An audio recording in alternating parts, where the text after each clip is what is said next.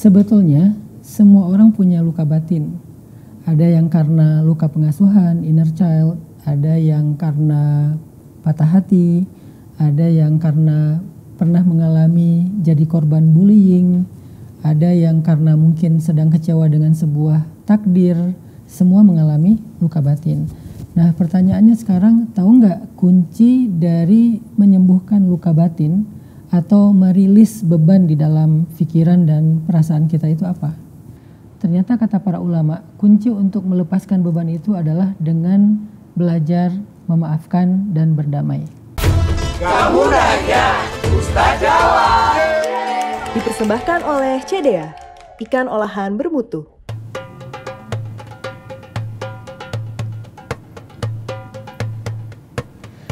Bismillah, Assalamualaikum warahmatullahi wabarakatuh. Waalaikumsalam warahmatullahi wabarakatuh. Kok Ustadz ngelihat di antara kalian ada yang lagi murung, kayak lagi ada masalah. Kamu lagi ada masalah apa? Apa yang jadi pikirannya? Kamu nanya, Ustaz jawab dong. Boleh. Jadi memori masa kecil saya kebilang buruk karena sifat papa saya yang kasar dan perpisahan orang tua. Kemudian belakangan ini papa saya sering menghubungi saya untuk bertemu, tapi luka batin saya masih belum sembuh. Jadi bagaimana penyembuhannya Ustadz? Terima kasih. Baik. Sebetulnya semua orang punya luka batin. Ada yang karena luka pengasuhan, inner child, ada yang karena patah hati, ada yang karena pernah mengalami jadi korban bullying, ada yang karena mungkin sedang kecewa dengan sebuah takdir. Semua mengalami luka batin. Nah, pertanyaannya sekarang, tahu nggak kunci dari menyembuhkan luka batin atau merilis beban di dalam pikiran dan perasaan kita itu apa? Ternyata kata para ulama, kunci untuk melepaskan beban itu adalah dengan belajar memaafkan dan berdamai. Memang nggak bisa dalam waktu singkat, tapi kita perlu menempuh prosesnya agar suatu saat kita bisa berdamai dengan kenyataan itu. Kemudian kita mencoba untuk memaafkan orangnya. Selama ini kan yang kita pikirkan, kalau memaafkan orang itu kan kita kayak ngasih kebaikan buat dia kan. Kadang-kadang jadi rasa nggak rela gitu. Kok dia yang udah jahat, udah nyakitin saya, tiba-tiba dapat maaf dari saya. Itu kan rasanya kayak untung banget ya dia udah melakukan kesalahan, kejahatan, malah dikasih maaf. Ini pikiran yang atau mindset yang sebetulnya keliru. Kenapa? Karena ketika kita memberi maaf kepada orang lain, sebetulnya yang paling untung itu adalah diri kita. Pertama, secara psikis, orang yang bisa memaafkan itu artinya orang yang bisa melepaskan beban di dalam pikirannya, di dalam hatinya. Makin sulit kita memaafkan orang, berarti semakin berat beban yang kita pikul. Sehingga semakin berlarut-larut, semakin capek. Namanya bawa beban kan kalau lama-lama capek kan.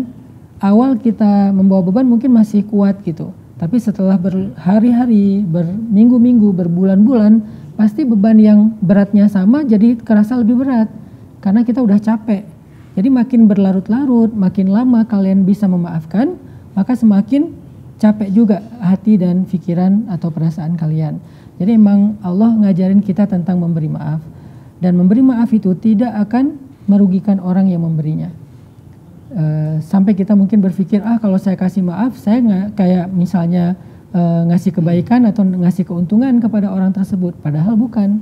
Justru memberi maaf itu menguntungkan kita. Nah, yang kedua, Allah bilang gini, wal ya'fu wal yasfahu ala tuhibbuna ayyaghfirallahu lakum. Hendaklah dia berlapang dada, hendaklah dia memaafkan dan berlapang dada. Tidakkah kamu suka seandainya Allah mengampuni dosa-dosa kamu? Nah, artinya apa? Bahwa ternyata memberi maaf itu nggak gratis.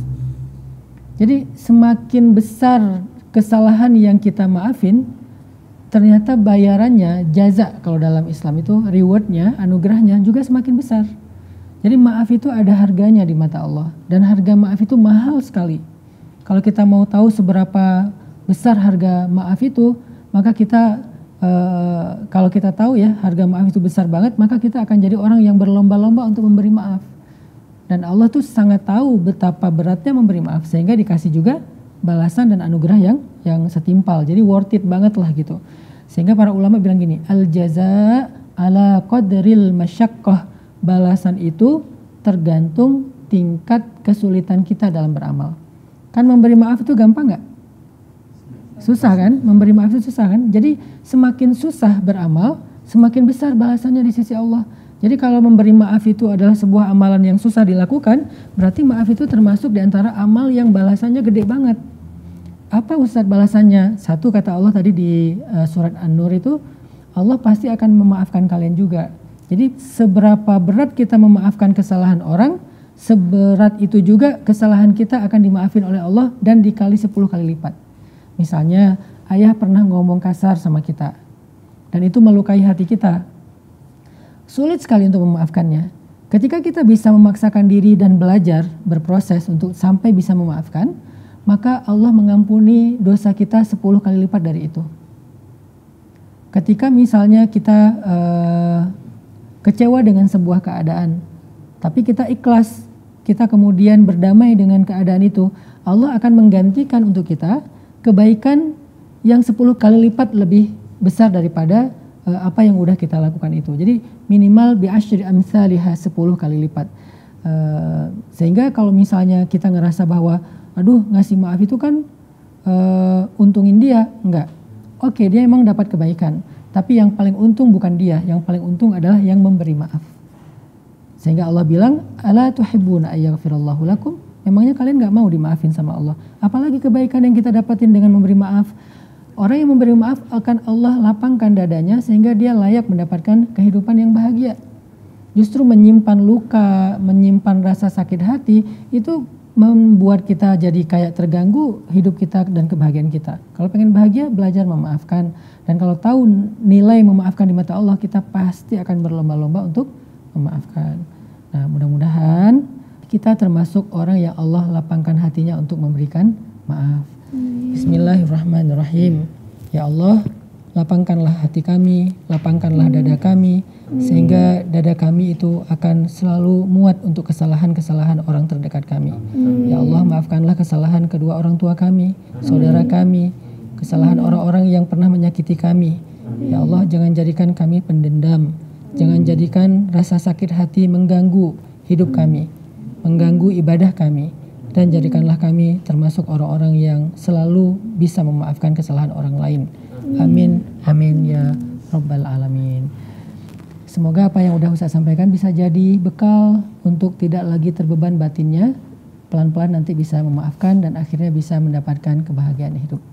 Assalamualaikum warahmatullahi wabarakatuh. Waalaikumsalam warahmatullahi wabarakatuh. Kamu nanya, Ustaz jawab. Dipersembahkan oleh CDA, ikan olahan bermutu.